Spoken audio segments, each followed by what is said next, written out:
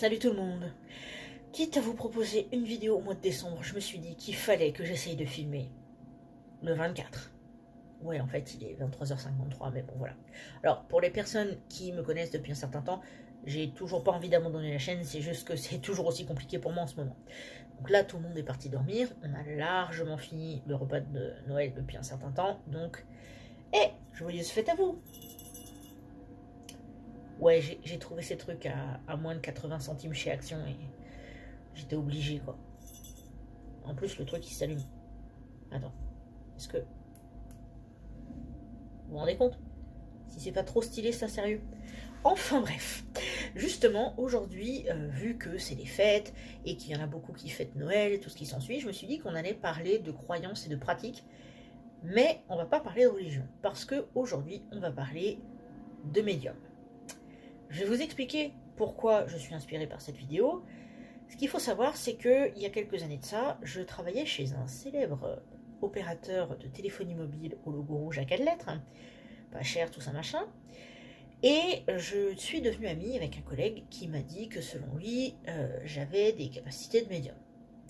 Quand j'en ai parlé dans la famille, ma mère n'était pas du tout étonnée parce que c'est vrai que culturellement à La Réunion, il y a beaucoup de pratiques qui peuvent s'apparenter à tout ce qui concerne les médiums et tout ce qui va avec. Et je n'ai pas cherché à développer quoi que ce soit, parce que même si je sais que j'ai, disons, on va appeler ça des capacités, je voulais pas que ça prenne le pas sur ma vie. Il n'a jamais été question d'aller jusqu'au stade d'en faire une activité principale ou quoi que ce soit. Tout simplement parce que c'est quand même une grosse responsabilité selon moi. Maintenant, pourquoi je suis inspirée pour cette vidéo? Parce que justement, sur les réseaux sociaux, l'autre jour, j'ai vu passer des vidéos de démystification d'un médium charlatan, et ça m'a bien fait rigoler parce que j'ai reconnu la couverture d'un livre d'un auteur qui était en dédicace dans mon supermarché il n'y a pas si longtemps que ça. Et j'avais d'ailleurs dit ce jour-là à ma mère, ouais non mais c'est bon, moi je suis médium, j'ai pas besoin des services d'un autre. Mais j'avais dit ça en rigolant.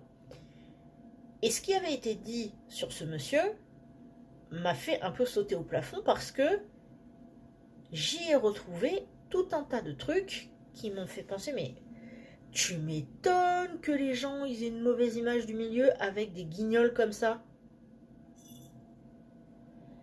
Et puis en plus de ça, sur les réseaux, j'ai vu aussi passer des histoires par rapport aux pierres, etc. Enfin bref, vraiment, tout un tas de trucs qui m'ont fait penser que, ouais d'accord, je veux bien que vous ne croyez pas à tout ce qui concerne le pouvoir des pierres et les médiums et tout ce qui s'ensuit, mais à la limite, quand c'est pas quelque chose qui fait de mal à quelqu'un, bah autant se taire et laisser les gens tranquilles. Alors certes, il y a eu un bouquin il y a pas longtemps dans lequel il y avait limite, soi-disant, une pierre, je sais pas, qui guérissait du sida ou quoi que ce soit. Alors là, c'est vraiment n'importe quoi, et je vais vous dire tout de suite, même si je crois à ces histoires, en aucun cas il ne s'agirait de substituer ces trucs-là à la médecine classique et tout ce qui s'ensuit. Certainement pas. Parce que là, on arrive au niveau du ridicule et c'est juste pas possible pour moi.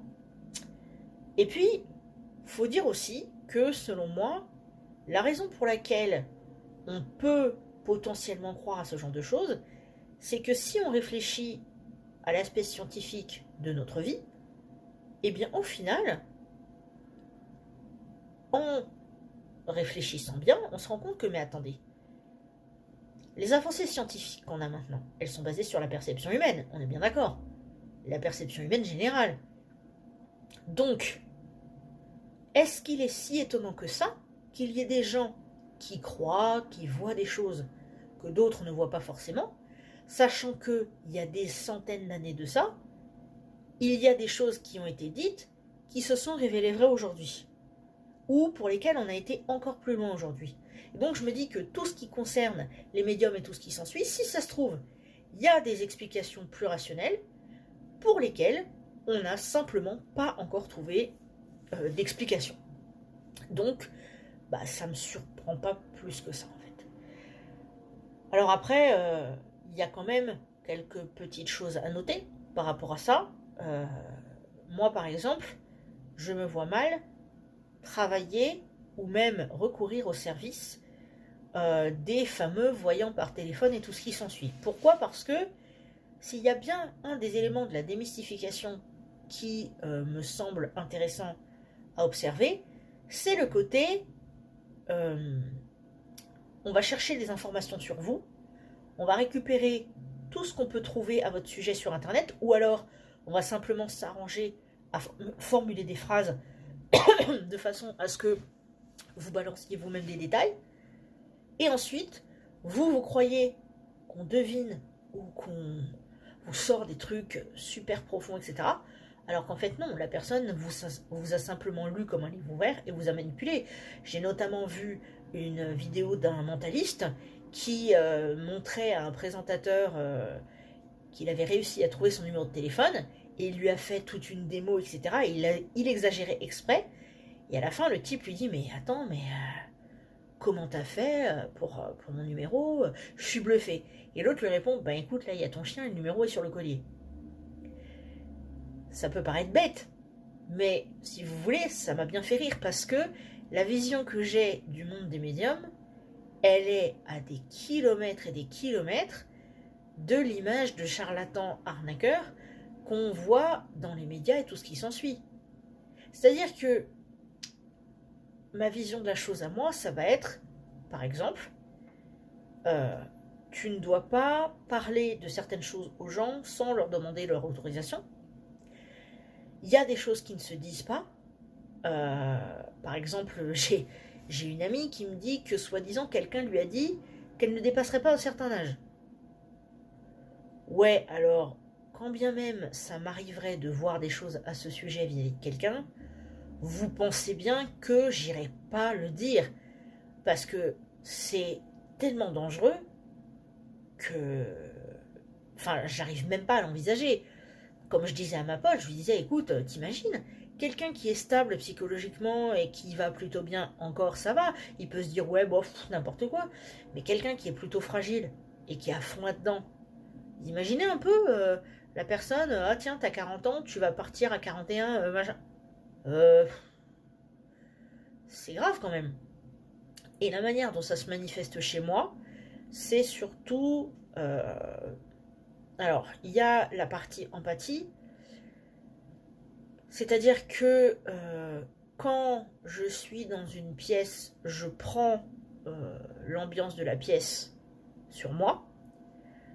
Alors, quand vous êtes à côté de quelqu'un qui est en colère, ou alors qui vient de subir une trahison et qui est mal et qui est en grosse déprime, etc., je peux vous dire que ça... c'est ultra intense et c'est chaud à porter. Et puis quand c'est une pièce où il y a de la colère ou des trucs comme ça, bon, là je me sens mal à l'aise parce que de toute façon avec mon historique je supporte pas les moments de tension et de colère. Mais bon, ça c'est encore autre chose. Sinon, il m'est déjà arrivé de voir des choses et je l'ai vérifié, disons, auprès de certains amis, c'était pas n'importe quoi. Mais bon, là, ce serait beaucoup trop long de vous citer les exemples. Je préfère le dire comme ça. Et j'ai aussi utilisé déjà comment on dit, un pendule. J'ai déjà utilisé le tirage de cartes. Mais c'est vraiment des choses pour lesquelles j'apprécie en gros j'apprécie ça en tant que loisir, mais j'ai pas forcément envie de développer et d'aller beaucoup plus loin parce que ça me paraît très intéressant, mais justement on n'en est pas à un stade où c'est, disons, assez respecté pour que je puisse me permettre d'être plus ouverte que ce que je suis maintenant avec vous.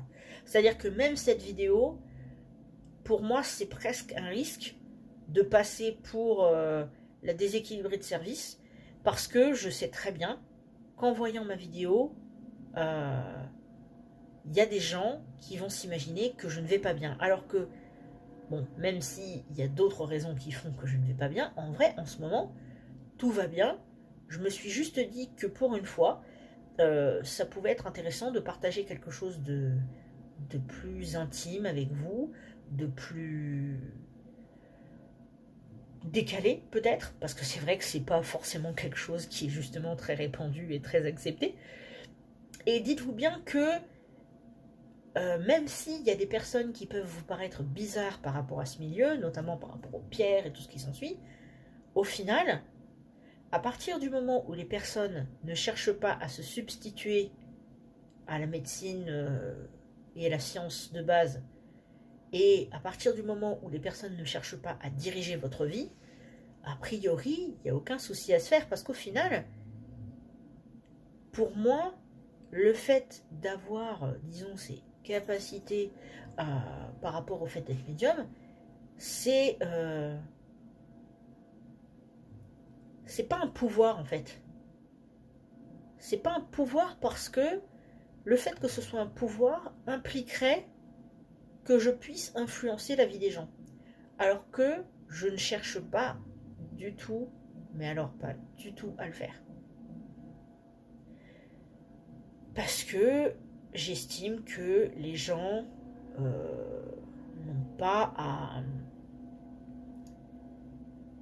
à diriger les autres comme ça, et chacun, chacune est libre de choisir son chemin et tout ce qui s'ensuit. Maintenant, je me dis aussi que, au-delà de tout ce qui concerne la psychologie et tout ce qui va avec, et qui fait qu'on va pouvoir parler à quelqu'un quand quelque chose ne va pas, je me dis que tout ce qui concerne les médiums, ça peut aussi être intéressant pour les personnes qui cherchent une manière, disons, un peu alternative de s'exprimer et de trouver des réponses à certaines questions. Mais, surtout, il faut bien se rappeler que ça ne doit absolument pas remplacer ni le système juridique, ni le système médical, ni le système scientifique.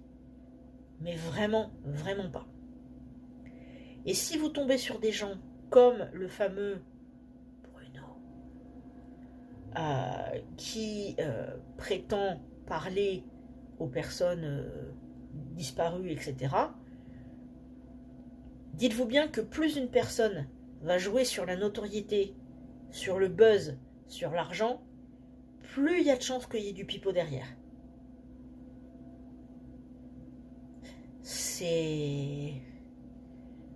Pour moi, c'est aussi simple que ça.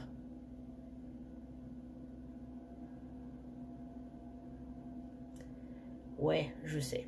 Je suis aussi très philosophe. Bon, sur ce, ben ça y est, c'est Noël. Il est plus de minuit, vu qu'il est minuit 6. Donc, je vais vous laisser pour l'instant. Je pense que je vous ferai bientôt une vidéo sur le bilan 2019 et tout ce qui s'ensuit, comme beaucoup de gens vont le faire. Hein.